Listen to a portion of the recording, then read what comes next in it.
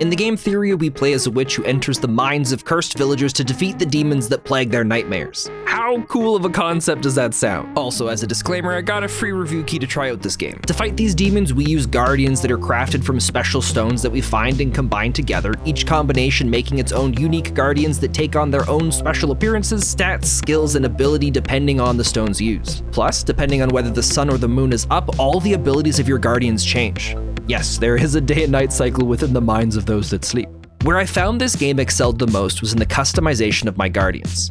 When choosing their combat skills, I could pick and choose which day and night abilities I'd like tied together in each skill slot, allowing me the freedom to customize them into exactly what I wanted for my team. My favorite combination was using Reyna, who had a bunch of healing abilities, McFarland, who didn't hit hard but created corpses and turned them into minions, and then King, who could hit hard and also take a good beating.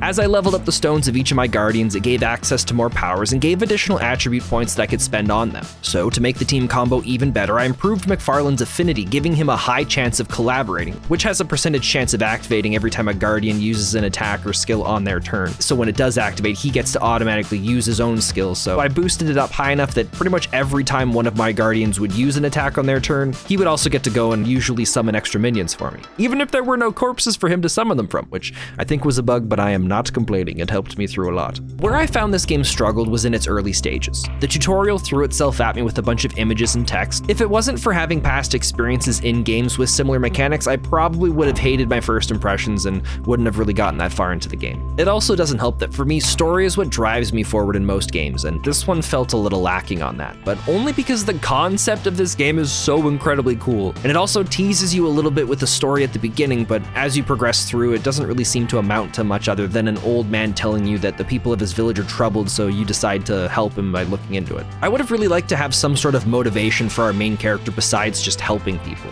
Thyria has just released into early access a couple weeks ago from the time of this review, and so far, I would have to say it's got a lot of promise. Once I got into the swing of things and understood most of the mechanics, I was really enjoying the turn-based combat as well as developing my favorite guardians into demon-killing machines.